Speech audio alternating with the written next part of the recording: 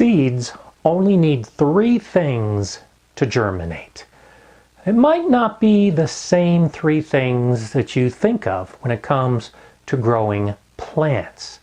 But those 3 things and a couple more are all you need to start your own seeds. So join me as I discuss starting seeds indoors.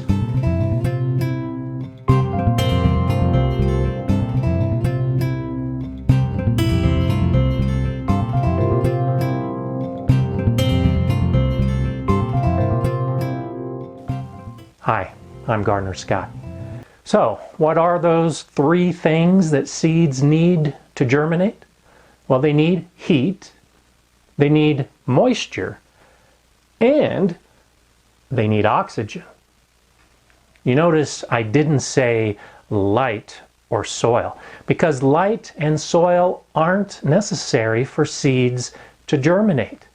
Now, many gardeners who start their seeds indoors will have elaborate lighting setups, but that's for the plants to grow. The seeds don't require light. Yes, there is a small minority of seeds that do require some light, and the seed packets will tell you that. They normally are sown on the surface of the soil and they require light to germinate. But for the vast majority of seeds, you don't need light. And you don't need soil. So let's discuss those 3 important factors that are necessary for germination. To begin, you need to think about the seed as alive. It's not dead, it's just dormant. It's sleeping. It just needs to wake up. And when those 3 factors reach the proper levels, the seed wakes up and it germinates. The first one, heat. The seed needs to be warm. Different seeds require different temperatures, but they all need temperature above freezing. It needs to be warm. The second aspect is the moisture. It's the water. Seeds absorb water through their outer shell. And when that water, that moisture gets to the interior of the seed, it stirs and it starts thinking it's time to wake up. Along with the warmth, the seed is getting clues about germination. And then you throw in that third step, the oxygen, and the seed's ready to go. Now, note that it's not carbon dioxide like plants need. It's oxygen. And that also comes through the outer shell with the water. And so when a seed is warm and it's got adequate moisture and there's oxygen present, it wakes up and it germinates. It's really that simple. In fact, it's a great way to test your seeds. If you've got some old seeds and you're not sure if they're still viable, if they'll still germinate, just take a paper towel and wet it. And then sprinkle some of the seeds on that paper towel, fold it over, and then slide it into a plastic bag. And place that plastic bag in a warm spot, like on top of your refrigerator. And after a period of days, you check the plastic bag and you'll be able to see right away if the seed has germinated, because it has the warmth and the water and the oxygen. That's all there is to it. But for most of us, having a plastic bag filled with germinated seeds doesn't do much good, because the reason we're starting seeds indoors is to transplant them outside at some point. So that brings in a couple other factors. That's where the soil comes into play, and also that's where the light comes into play. Now, I'll be using the term soil to refer to the medium that's in my pots to germinate the seeds. But technically, it's not soil. It's a soilless mixture. And I'll get to that in a little bit.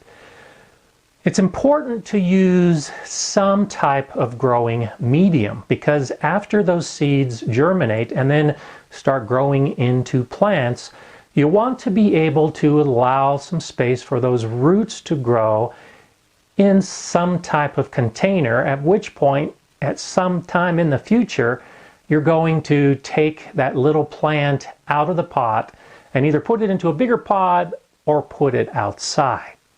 Everything a seed needs to grow into a plant is enclosed within the seed. It doesn't need extra fertilizer. It doesn't need extra nutrients. Everything a seed needs is enclosed within that seed. So all we're doing when we start seeds indoors is just giving the seed a place to grow. I like to use a specific seed starter mix. And I have a video where I discuss my recipe and show how I make my mix. But you could just as easily buy a mix at a store. What you're going to find is that the primary ingredient is peat. And so I'm in my local super center and I'm checking out the potting soil availability and also the potential pots and flats to put them in. Here's a Jiffy seed starting mix, and when you look at the ingredients on the back, you'll see that it's 60% to 70% sphagnum peat moss, some vermiculite coir pith, and a little bit of pH adjuster.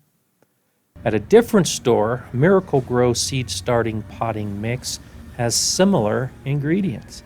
You look on the back of its package, and you'll see it's 85 to 95% sphagnum peat moss, some perlite, and a little bit of fertilizer and wetting agent. So you saw that a seed starting potting mix, or a seed starter mix, is primarily peat, almost entirely peat, which is why you can start your seeds in peat. One of those options is peat pellets. One option for starting seeds is to use peat pellets. These are small discs of compressed peat. And when you add water, they will expand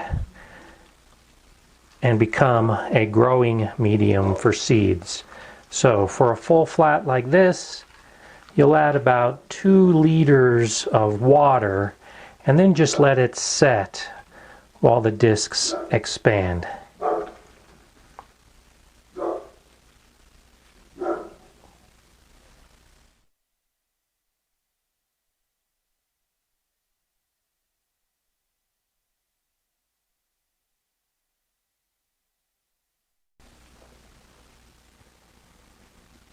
These little pellets will soak up water and keep growing until they're completely saturated. So add water periodically up to about that 2-liter point to get the pellets to expand to their full size. You can see that the pellet is quite small when it starts off. By the time it soaks up all that water, it's expanded about 4 to 5 times where it started.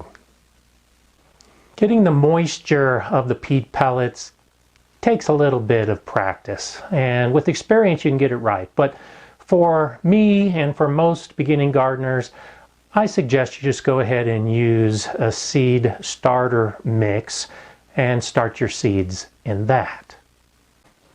I like to use flats with these plastic cells that I fill with my seed starter mix. I start by filling these cells loosely, and then I'll come back and I'll just poke my finger in just to make sure that it goes all the way down to the bottom, and to compress it just very slightly so that it's not so loose that when I add the water, all of this seed starter mix settles.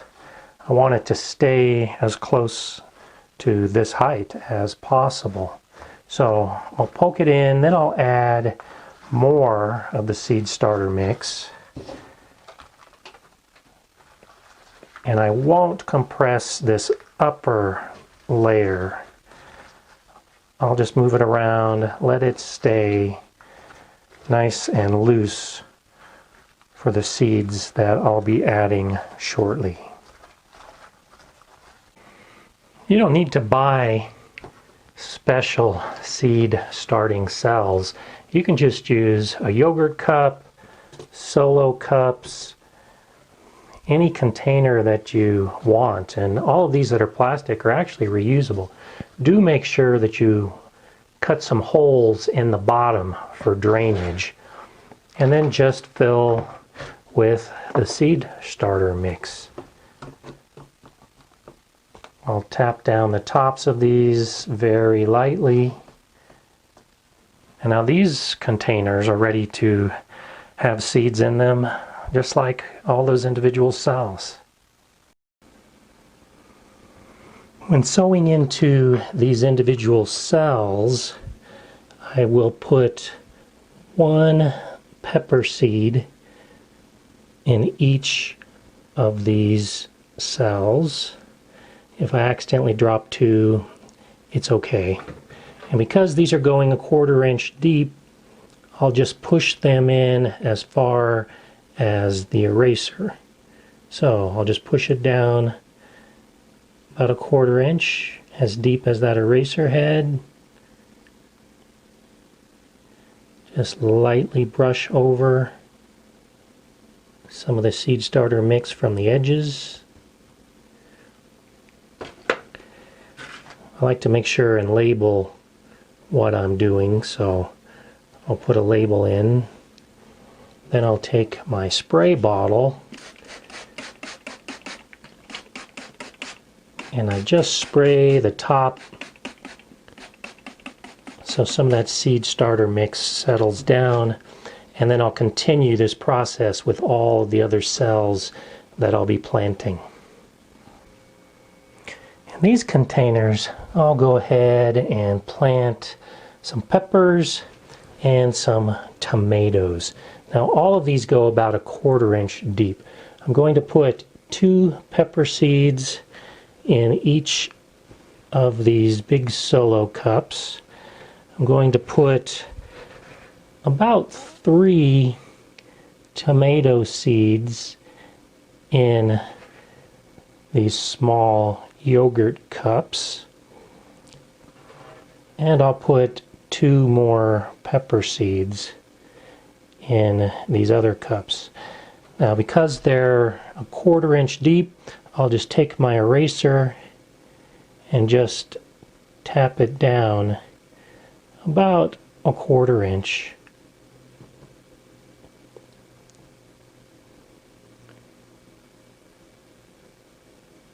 And then I'll just move some of this seed starter mix on top of each of these seeds just to cover them up slightly.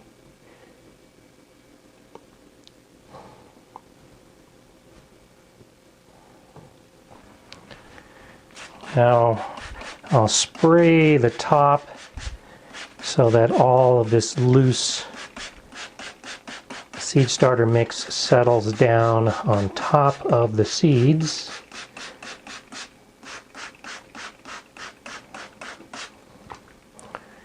And then I'll give the first watering from below. So these are setting in a container so that I can just pour the water into the container and the soil will soak up the water from below. And then the last step is just taking a plastic bag from the produce section of the grocery store to cover all these containers and hold in some of that humidity. How many seeds you choose to sow in your containers or individual pots is totally up to you. I don't like to waste seed if I can avoid it, so I'll typically put 1 seed in a cell or a couple seeds in a bigger pot. If I've got a lot of seeds and it really doesn't matter, then yeah, I might overseed a little bit and then thin out later on. It really doesn't matter. It's what you feel most comfortable with. I'm planning on growing quite a few onions and leeks this year. And to start them inside, it's a little bit different. So I have a full flat that's just lightly filled with the seed starter mix. And then I'll take my seeds and I'll just lightly spread them all over the seed starter mix. I'm not worrying about trying to get any straight lines or any specific spacing. I'm just filling this space with these little leek seeds. And I'll be doing leeks on half, and I'll be doing onions on the other half. So with all of these seeds sprinkled, then I'll spray the top. The directions call for the seeds to be sown on the surface. And we got to make sure that we don't let it dry out. A little bit of soil on top of the seeds is okay, and by spraying, as the seed starter mix settles a little bit, it should settle around those seeds and they'll have good contact with this soil. I'm finishing up with the other half now. I'll spray it down to get these seeds settled into the seed starter mix.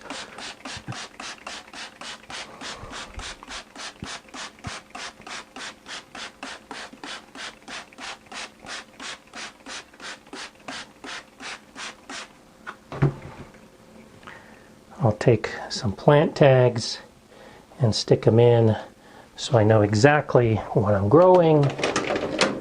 And then we need to make sure these stay moist. So I'll be covering it with a plastic cover to hold in all of that humidity. Not all seeds are created equal. For most vegetable seeds, you can just take the seed and put it in the proper environment and it'll germinate and grow. But for a lot of perennials and some flower seeds, they require extra steps. So be sure and read the package. And if it says to scarify the seed or cold stratify the seed, make sure you understand what that means, because if you don't do that, you might not have germination. I've already talked about the importance of warmth when it comes to seed germination. And typically the air in most households is plenty warm enough for starting seeds indoors.